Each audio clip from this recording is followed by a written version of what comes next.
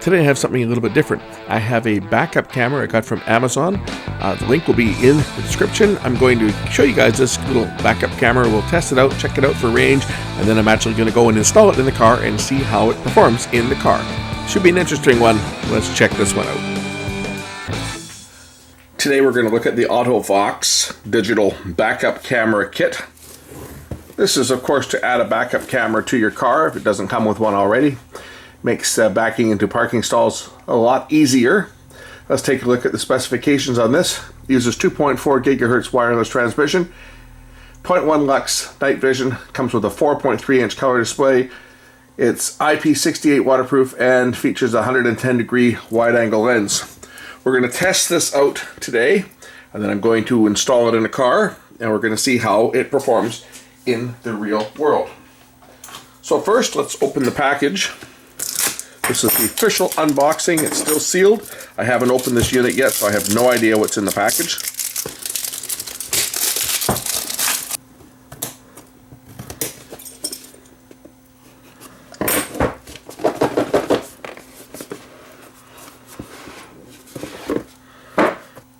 It says your warranty card. Of course, this comes from Amazon. The link is in the description. Here is the display.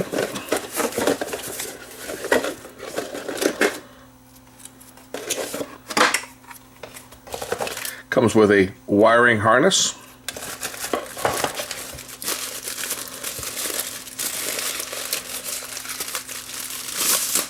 A cigarette adapter plug for the monitor.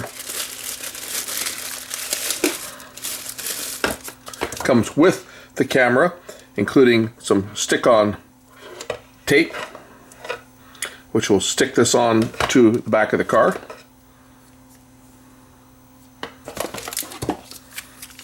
Suction cup to mount the monitor, and some zap ties. How you mount the camera is you remove the license plate, find a spot on the back of the car over the license plate. It fits on like this. So this goes, the license plate sits in front of the camera. You remove the tape at the back, stick it down to the car, remove the front VHB tape, stick the license plate onto this as well. This will hold the license plate in place and then place the screws in place. That way the camera is attached both to the car and to the license plate. The cable gets routed into the car, which will plug into the adapter, the transmitter. This is the transmitter, plugs in like that. Connect one wire to ground, the other wire is to a positive 12 volt source. This would normally be your reverse light so that the camera comes on when the car is in reverse mode and goes off and drive. Of course, if you want the monitor to display the image behind the car at all times, you could just connect this to a 12 volt power source that is not switched with the backup lights, and then the monitor will display the image behind the car while you are driving. The monitor itself clips on to the mounting bracket. It goes in just like this, locks in place, and then you can adjust your mounting bracket to stick this on your dash, or I guess on your window as well. Stick the suction cup on. So the mounting bracket is fairly universal. Tighten it down to install it where you want it to be. This one plugs into this connector, which then plugs into your cigarette lighter. For this demonstration, I'm going to power it up with a power supply, and I'll power the camera up with a battery, and then I'm going to do a range test. I'm going to take a walk with it, and I'll film the screen here. We'll see what the range is like. We'll see what the picture quality is like. I am going to install this in a car, and the car's not here right at the moment that I'm going to install it in, but I will be installing this in a car so we can do a long-term test on it. But for the demonstration video that I'm doing right now, I'm going to just power this unit up. We're going to test it, see how it works, and then I'm going to put it in the car. To show the specifications here, yes, it's not a high definition camera. It's only 480 by 272 pixels, which is good enough to see what you're backing into and what you're backing over, but it's not a high resolution camera. But I just wanted to point out here that it is IP68 waterproof, and here's the power supply, 12 to 24 volts. So if you have a larger vehicle, such as a diesel truck, or a motorhome, for example, that has a 24-volt system, it will operate without any modifications, 12 or 24 volts. Both the camera and the monitor will operate on 12 to 24 volts. See, here we go. Again, here's the monitor, 12 to 24 volt. So it'll work on any vehicle. Just wanted to get that one out of the way, because some people might ask that question. You could have a diesel-powered, well, a big rig, for example. Yes, big rigs could use one of these, or a motorhome that's running on two 12-volt batteries to start a big diesel 24-volt system. Okay, I'm going to power this thing up. We're going to power up the camera with the battery, and then I'm going to do a little walk around. We'll do a distance test, and then I will get to work at installing this in a vehicle. Incidentally, when you have these smooth type of cigarette adapters, which is not easy to hook an alligator clip up to, some of them have the springs on them, but this one here is smooth. Just wrap some wire around it and then throw a bit of tape around it, and that'll give you your negative connection. That way I don't have to worry about things shorting out here. Clips falling off while I'm doing the test. Let's wrap a bit of tape around here to keep that side secure. Do the same for the positive tip. I'm going to wrap some wire around the front here for my positive tip. Throw some tape on that. That'll hold that in place for my temporary connection. That way I'm not going to damage this when I put it in the car. Just wrap some tape around here.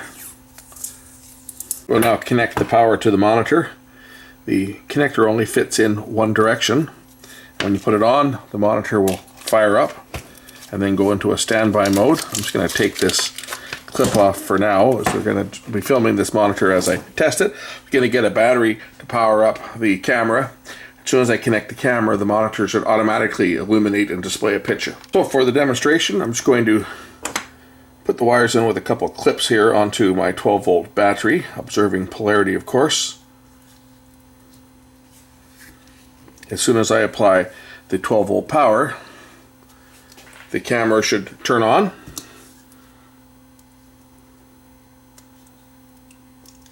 And it comes prepared to the monitor from the factory. So there is the monitor, it's on, as you can see. There's the picture. What I'm going to do now, so this is the way the camera would normally be set up, like this. It does have these parking grids which you can adjust through the menu to kind of display where the back of your car is. But what I'm going to do now is I'm going to take this for a little bit of a walk to get out front, and we'll see how far this thing actually goes. Okay, I'm going to take a little walk now. You can see the resolution's not great, but it's a backup camera, right? It's not a real high resolution camera.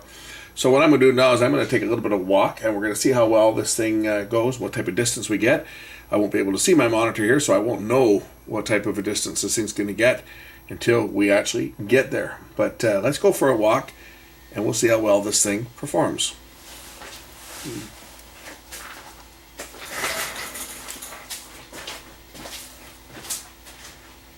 Notice that what we're seeing is a mirror image right now, because it's in mirror image mode, but you can turn that off, and I'll show that shortly. Of course, now I'm getting a stupid reflection which I can't see because I'm walking away with the camera. I have to apologize for that, but I'm going to go up the street here, so we'll see how far I get. I think I got about two houses away before it cut out.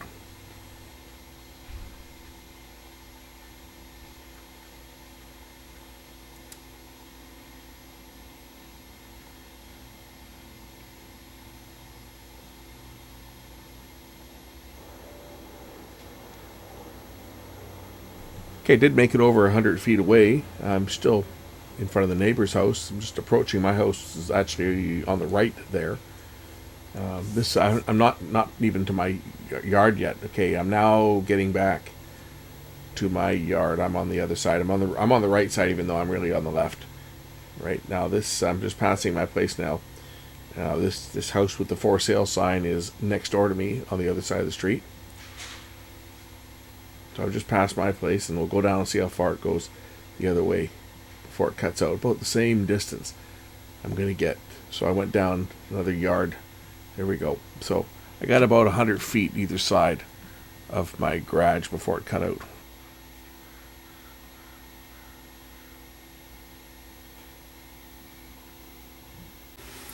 So I don't know how well that performed. I'll find out when I review the actual footage. When the car is taken out of reverse, of course, the camera goes off and the monitor mutes.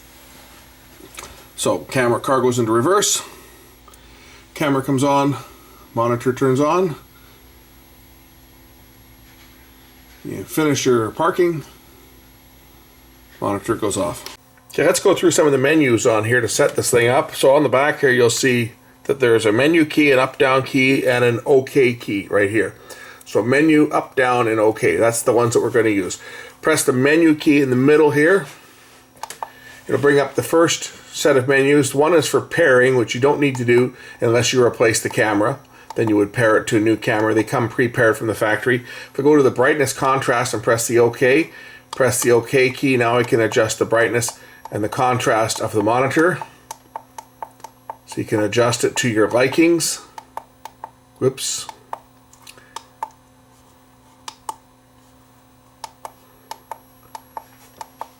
And then when you get to the one you want, you press OK. Same goes for the contrast. If I go back to brightness contrast, I can do the same for the contrast.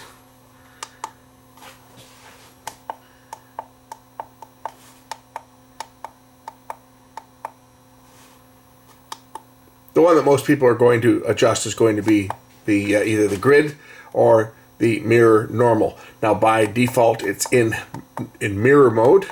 So if you select mirror normal and select normal, it will reverse the image.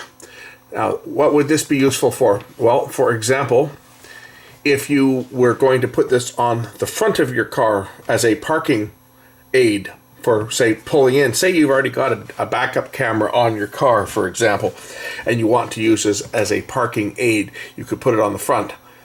That way, if you're pulling in close to something, you can see what you're going to bump.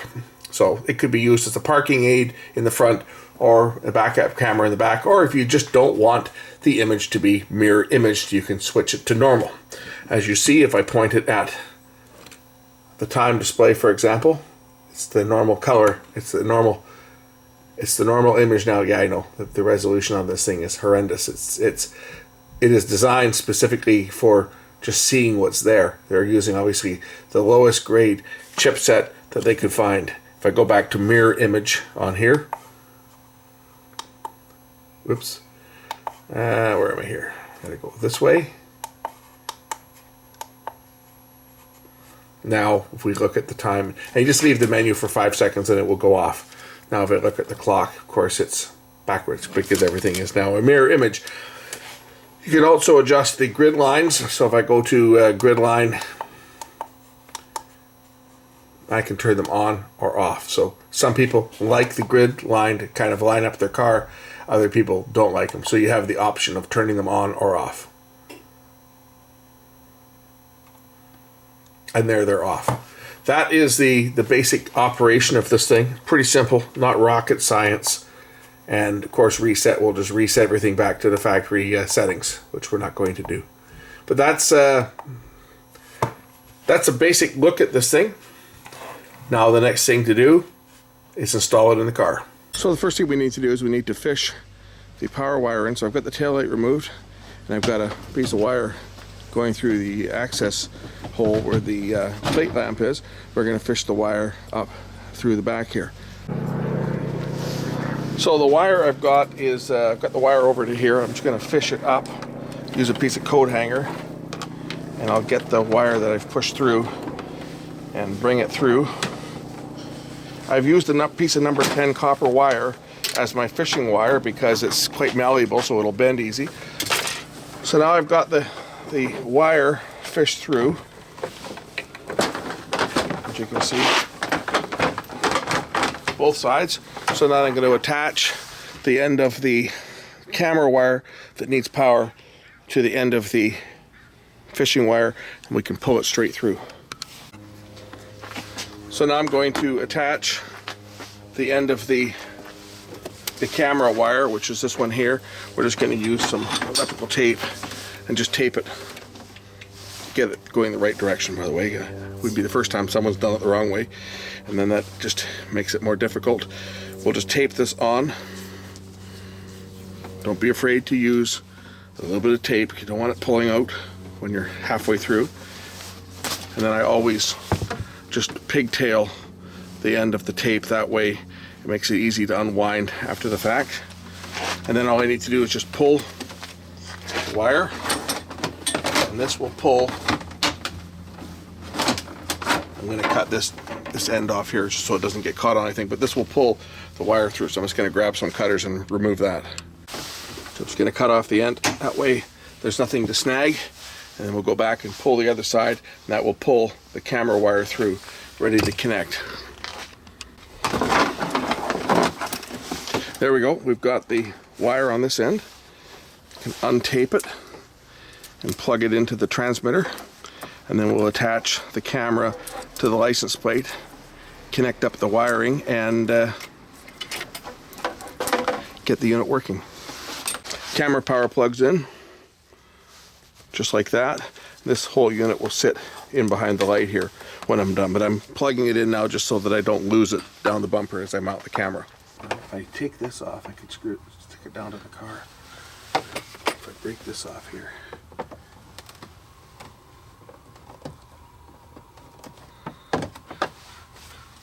I'm gonna move it over a bit. There we go.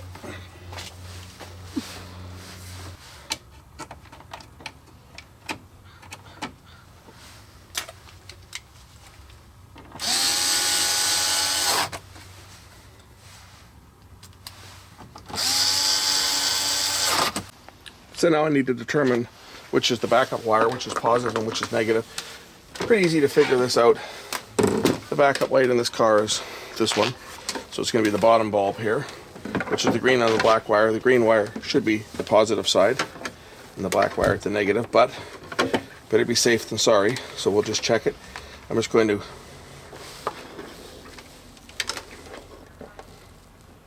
try and poke through the insulation here on the positive wire, and then I'll just ground. There's our 12 volts. So the green wire is the positive. The kit comes with quick connect, which we can just place over top of the wires themselves. At the point where we want to install the wires, we just pull the wire through.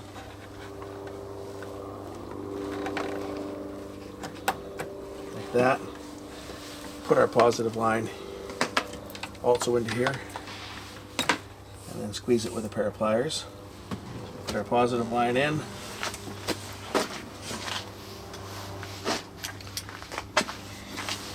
Grab our pliers and just press it down. This will bite into the wire, make the connection. Do the same thing for the negative wire, which is our black wire here.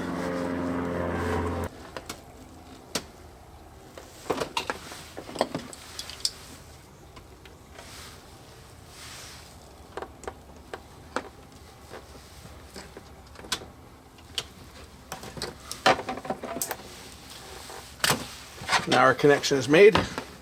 We can put the light back together and then mount the monitor, and when we turn it on, everything should be good to go.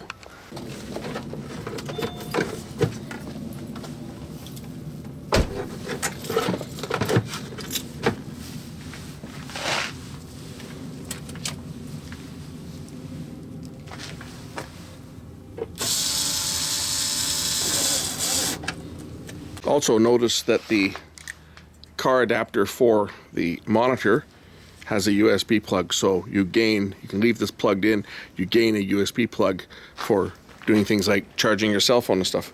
When this is plugged in, you'll have USB power as well. Okay, monitor's powered up, put the car into reverse, the backup camera comes on, the little red standby light goes out. We'll shift back into park, the monitor goes out, the red standby light comes on. Once again into reverse.